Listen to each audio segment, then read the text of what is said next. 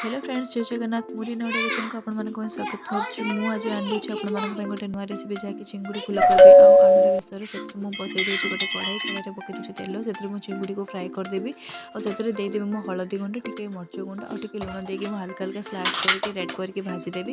तापर मुझे कड़ाई देदेवी तेल को गरम होगापर आम देदेवा फुलकोबी और आलू को सेमती फ्राए करदे। फ्राए कर से पिज और कंचा लंका दे भाजीदेवा। से मुझे अदा रसुण पेस्ट टमाटो पेस्ट देलापर मुझे भलसे मिक्स करके मुझे पानी दे चिंगुड़ी और फुलकोबी को पकई ढांकीदेवी। ढांकीदेला होगा आम रेडी तरकारी से मसला गुंड दी ओल्लैदेवी। ये देखिए केते सुंदर देखा धन्यवाद।